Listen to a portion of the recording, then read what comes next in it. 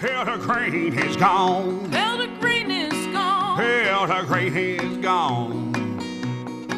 He gone way down the country with his long coat on. Oh, with his long coat on. Oh, with his long coat on. Oh, with his long coat on. Welcome to MyJoogTV. You know, way back when, apple cider was as popular as drinking water. In fact, in colonial times, it was drinking water. But over time, as the number of family farms diminished, so did the popularity of this beverage. But today, we're getting a resurgence in cideries, basically thanks to groups like the Foggy Ridge Cider. Now, on the musical side of the house, we have one of my favorite country blues bands, the Reverend Peyton's Big Damn Band. And the good Reverend, you could say, is on a crusade to educate the public on his idol, and who could arguably be called the father of modern music. I'm not talking about Robert Johnson. I'm talking about a decade earlier, Charlie Patton. And so if you like the Rolling Stones and the Beatles, you'll definitely want to learn more about Charlie Patton. So come on inside and we'll drink some cider, talk some blues, and see where that goes. So we've moved back inside here, and we're joined by Diane Flynt from Foggy Ridge, and so I mentioned before, the Reverend Peyton's Big Damn Band. We have Cuz at the end, Breezy, and the Reverend here. So Diane, let's just first, we just did a round of the tasting of the cider, and just talk us a little bit about a cidery and, you know, the different apple varieties that you have. Sure. I think one of the things that's exciting about growing apples and making cider is you're constantly learning, and I grow over 30 different apple varieties, all of them chosen for hard cider making. Many are delicious to eat, but about a third of them are inedible because they have lots of tannin and acid that's needed for cider. But that said, I never stopped learning. I just ripped out 60 trees because they weren't up to snuff. You know, they were taking up room and not giving me enough fruit. I'm always experimenting with new apples and finding ways to use heirloom varieties for the kind of cider we make. So how many different varieties do you use? We have, in our test orchard, we have 30 varieties, which is what we tried out to see what would grow here in Southwest Virginia. Of those 30, our production is primarily in about 12 varieties. I mean, the one I mentioned earlier, right behind us over here in this orchard, is called Roxbury Russet, and that's the first named apple in America. And it's russeted, it's got that rusty coat, it's a brown apple. I mean, it's not red, it's not green, it's not yellow, it's brown. And it's a good eating apple, but it has a lot of nice tannin, and it makes it, I think, a delicious combination to cider, and that's one of the ingredients in our first fruit cider. Another apple in the orchard behind us is the Hughes crab apple, which looks totally different. It's about the size of a golf ball, and in 3 weeks it's going to be as red as your dress, just bright red. And it's an apple that Thomas Jefferson grew for cider making. It's not so great to eat. It's quite acidic, which is a great contribution for cider. But when the juice comes off the press, it's viscous. There's really a textural difference to that juice. It's very thick and syrupy, and it's a wonderful fresh juice. I wish I had some for you today because it's just delicious as a fresh apple juice, and it makes good cider. So we'll bring the band in here, and you actually stole my thunder when you referred to them as authentic. When I first saw you guys at Floyd Fest 2008, I mean, right away, you see, the simple drum kick, the standard tuned guitars, and the washboard, and I couldn't believe it. And as more and more people came to each one of your shows, I think you really started spreading, spreading the word. So how do you describe yourself? I always just say we play country blues, and Breezy usually says more. That goes with everything, right? Yeah. I think authentic is a good way to say it. I think that, and the Rev has said this before, there's a lot of things that are plastic and margarine in the world, and we try to be butter and sugar, So, very natural, roots-filling music, front porch music, but dancey music, from the heart. You know, I write songs about my family and friends and things I like and things that piss me off, and you know, I just stay true to ourselves. And well, I do know at our household, my son runs around talking about Walmart, and with a couple words my wife doesn't like him repeating it. But so you guys are constantly on the road touring, but then since 2008, I know that at least 2 CDs you put out plus a brand new one. How do you have time to, write, perform, record? Well, you just got to make time, you know. Like it's our life, you know. It's not just our job, so it's not, a 40-hour 9-to-5 job. It's definitely something you take home with you that's always going on. But just like making cider, it's also an awesome job, and so it's better than digging ditches. So to me, it doesn't feel like a job. It just feels like very lucky to be able to make music for a living and do all of that. So. And be yourself. I mean, we're able to be ourselves all the time. Mm-hmm. It's not like we put on, Yeah, some bands a hat and wear costumes or something. And our music's just too personal. Like, I've never understood that. I had a friend who, I loved her music, and she retired from playing. And she said, well, I might come back and play again, but maybe with a different character. And it's like, a different character? I don't understand that. You know what I mean? It's like, you are who you are, ain't you? Or you lose that authenticity. So I don't know. We work on it all the time. Bree said we work on it all the time. We're always practicing, always playing, always trying to think about new things we can do, and ways to make our show better. And I'm always writing songs. Always have melodies running around in my head, and I'm always thinking about the next thing too. Like, usually by the time a record comes out, I'm already bored with it. And I'm already bored with those songs, and I want to play the new songs I've been writing. Yeah. Well, that might explain why every year it seems like there's a new one, and there's actually a new one out now, Peyton on Patton. And it seems like you're on a crusade now, really, to educate the public on Charlie Patton. Charlie Patton. I've been a fan of Charlie Patton for a long time, and not enough people know who he is, who he was. We get asked the question a lot too, like, what are your influences? And especially because while we have this roots following too, we played Warped Tour last year, so we play for a lot of young kids too, and so a lot of these kids don't know anything about the blues. All they know about the blues is maybe Stevie Ray Vaughan or B.B. King or something like that. And while they're great, don't get me wrong, there's a lot more to blues, and so especially on the rural Revs side. tried to educate people, that because a lot of people go, what do you even call what you play? A lot of people say that, and so there are a lot of people in rural blues that just people don't know about. Well, if there's a blues pyramid, it goes like this, and at the top you say blues, and then it forks off, like country blues and city blues, it's like there's 2 separate things, but at the top of that pyramid is Charlie Patton, the very top. There was no such thing really until, as far as in recorded music and popular culture, until him. Robert Johnson, people talk about him being the end all be all Delta blues player, and Charlie recorded not quite a decade before, but almost, and he played. He had real hit records at the time. Robert Johnson's records were hits at the time. Charlie had hit records at the time. He traveled all over the United States. He recorded in Indiana and Wisconsin. He was going to be recording in other places if he hadn't died. He was able to buy a brand new car. He played a brand new Gibson.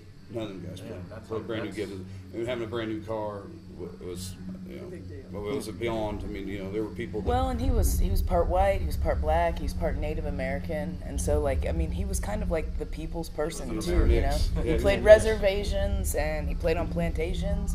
And he played for white folks too, and so I think there's a lot about him where he kind of is everyone, he's the face. I think he's one of the everyone. most unique figures in American music, and maybe the most important. If you people like Muddy Waters, Buck White, Howlin' Wolf, Pop Staples, John Lee Hooker, some of these people, they cited him as a direct influence. I think Howlin' Wolf said it was the reason he played guitar. These people, he was a star. He was the star, and the first star of this stuff. And if there was no Muddy, no Howlin' Wolf, I mean, there would be no Beatles, there would be no Rolling Stones, no Chuck Berry, you know, there'd be no Elvis Presley, there'd be modern rock music. You know, all music would probably sound like Tony Bennett, American music. You know, not to knock Tony Bennett, but that's probably what American music would sound like today. You know, because even Hank Sr.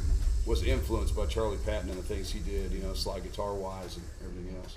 You know, you know, anybody that's ever touched a guitar owes something to Charlie, and especially people play slide guitar. But you know, I mean, it's his importance in American music is very underappreciated. You know. I think, you know, these colleges have the history of rock and roll classes, and you know the first week ought to be Charlie Patton. You know, and it's not. You know, usually it's Robert Johnson. Because he was a showman too. I mean, people who've seen our show know that our live show is what people talk about, and so you know he was playing guitars behind his back, and you know he was a real showman at that time. Talk you know, about Jimi you Hendrix. think about some of the old blues, and you think about just some old guy sitting on a porch playing music. You know, and not people dancing, but like he was dance music, you know. He was people, you know, would go there on the weekend to party, you know. So I think that's really important to understand that. 6.5 days a week. They had a half day off every week. Yeah. And then and how many calories they say they needed? 10,000. 10,000 They calories burned a day. 10,000 calories a day working on Dockery Farm where he grew up, and you know they only had half a day off, and that was when Charlie would show up with his guitars. Those people wanted to cut loose. You know, they wanted to have fun. And all those people that were inspired by him saw that as a way out. I mean, they see him showing up to play. And showing up in a brand new car and a brand new kid gets in. Yeah. But then sadly, he passed away at an early age, or relatively Yeah, early he age. did. Yeah. 2 years before Robert Johnson ever recorded a note, Charlie Patton died. And it was of a heart condition, they believe. They're not exactly sure, but it was just natural causes, just a random thing. He was his own man, you know. You hear all these stories about other artists and Robert Johnson and Tommy Johnson, whoever you want to believe, selling their soul to the devil and all this stuff to play music, you know. Like, Charlie Patton was his own man. He, you know. Didn't sell soul to anybody. Nobody owned his soul. You know? So how did you select these songs to put on the... Well, you know, there were songs either A, like I felt like were really influential to me. B, I felt like I could really do them justice. And then there was another C, the third factor was I wanted to cover a little bit of all like what I think of as the styles of Charlie Patton, you know, so that you know all the different ways he played were covered. And I got most of them. You know, he recorded you know, I think close to 60 songs. Not all of them, you know. And the only recordings we have of Charlie Patton, like Robert Johnson, they still have the aluminum masters. Well, Charlie Patton recorded a wax cylinder. You know, those were melted down as soon as they were pressed to 78. So the only music we have in existence is people's private 78 record collections. Wow. So, you know, like some of those, you know, 60 songs are pretty rough. You know, they were found in attics, and it's hard to even decipher what's going on. You know, so I wanted to pick songs that I felt like, you know, some of them were some of those ones that were a little bit rough, so that people could hear them. And, you know, I spent a long time on it, you know, trying to figure out, you know, which I was going to play, and I've been into Charlie Patton since I was 12 years old, so it's kind of a lifetime of stuff. What I also like is, you know, with some of these days I'll be gone, where you have 3 different versions. I think that's very unique. You don't see that. Yeah, it's kind of like, you know, how like the hip hop guys will like remix it, let a DJ come and remix it. I remixed it myself, only myself. You know, I kept it pretty true to Charlie. I went through and I woodshed these songs to make sure, like, 'cause, you know, some of them I hadn't really visited in a while. You know, some of them in a decade. I hadn't played them in a decade. You know, and I wanted to go back and sort of like, you know, as a songwriter and an artist, I wanted to kind of in a way push a little bit of that down, and, you know, play them as, you know, Charlie's arrangements. You know, the way Charlie picked them, I wanted to pick them that way. And so I had to give myself a little bit of creative license. So you know, some of these days, the remixes of those, you know, the self remixes, and Elder Green, the one that Breezy does a great job singing on. You know, that one's a little bit different than Charlie did it. And but for the most part, you know, I wanted to stay real true to Charlie Patton on this thing. You know. And that actually, the Elder Green Blues, that's probably my favorite track on this. And I think you need to sing more often. Yeah. You just have a lovely voice. You know, it's a song that since the first day I started playing washboard, you know, when Rev and I met 11 years ago tomorrow, that we've always sang on our front porch. So I think that was a song we just had to include on there. And actually, we didn't mention the unique. You just walked in and recorded. Yeah. Yeah, one microphone in a room, and then because you're one song also on this, or you on? he's on the I handful, play but he doesn't play the drums. He Yeah. plays just It's a 100-year-old tobacco barrel that I found in my cabin the night before we started rehearsing for the record. So Yeah, Cuss plays on actually more than Breezy does on it, I believe. physically playing. Yeah, Breezy only played the washboard on a couple of them. And it's and I holler. yeah, and he did a couple hollers in yeah, there. You're good at that. Yeah. Shake and break a spoonful, the banjo version some of these days. There's a lot of on this just me, but that's also that's the way Charlie did it. So I wanted to keep it as true to that as possible, and at the same time like Charlie Patton would have Son Sims on fiddle, and sometimes he would have Willie Brown on guitar backing him up and different things, and so in those places where those fellas were not there, like that's where Elder Green is Breezy's voice instead of fiddle. And in that song it was Son Sims answering back with fiddle runs. So instead Breezy answers it back with her voice. So that's the way we've done that, for almost 11 years now. We've sang that song a long time together just for fun. I bet revisiting all those 60 songs was a Yeah. great trip. Yeah, and it was it ended up being more work, than I had thought it was going to be. Not in terms of it was kind of self-imposed work. I knew it was going to be scrutinized by certain people, and I thought, that's fine. I'm going to make sure that's right, and I'm going to make sure that the songs are right. And some people were kind of, they're like, why'd you pick those songs? Like I figured you'd pick Pony Blues or Bandy Rooster or something. That seems more like. But in a way, it was kind of like. I know some of those songs had been sort of visited by other people and had been done, and we've played some of those songs live in the past years ago, so I wanted to kind of do some things that were different. And some of Charlie Patton's sort of, I don't know, his, I don't know if you want to say his B-sides, because I don't think these are B-sides, I think these are A-sides. I think some of these are just underappreciated songs, like some of his gospel stuff and more danceable songs. And those were the ones that always inspired me the most anyway. So. Well, I purchased the CD about 11 o'clock last night, and I've listened to it, I think, 5 times already. So I highly recommend it. It'll be playing at Foggy Ridge all day today. And so we'll have the link for it for you to purchase it from our website. And so let's finish up with cider. So what was your favorite? Well, the dessert one I really like because I like to cook, and so I think that would be a really fun one to cook. But I think the sweet stamen was the one that I've drank the most of. I think I like the serious cider. It's the real dry one, so it's very refreshing. He's the serious one. So. Yeah. We noticed that. I'm the shy, dreamy one, not the serious. That's great. Well, certainly cider's a great beverage for a hot day like today. Oh yeah. Well, thank you for having us. And where's thank you. Foggy Ridge available for people to purchase? Throughout Virginia, North Carolina, South Carolina, Alabama, and Washington, D.C. Yeah. So we'll have all the links up to Foggy Ridge as well. And so I really appreciate everyone coming here and participating. And we'll see you next time on MyJoogTV. Thanks for coming. Thanks so much. Cheers. Well, thank you. We're done. On the record, I do this same song 3 different ways. I do it the Charlie Patton way, and then I do a version I call the Reverend Peyton slide guitar version, and then I do a 5-string banjo version, so I'm going to do that one right here tonight. This song's called Some of These Days, and I just love the melody of this song. I think it's so pretty.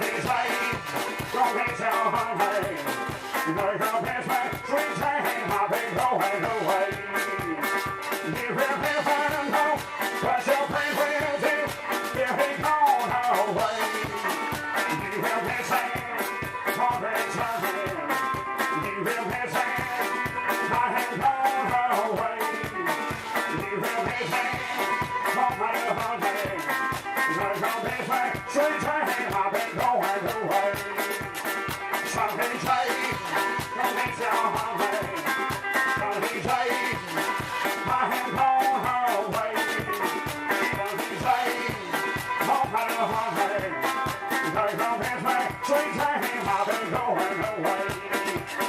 He will never know what your friend will do till he's gone away. He will miss him, always turning. He will miss him, by him gone away. He will miss him, always hungry. There goes his man, sweet Jane, I've been going away. So he's late, don't make you hungry. So he's late, I am gone away. So he's late, hungry. There goes his man, sweet Jane, I've been going away.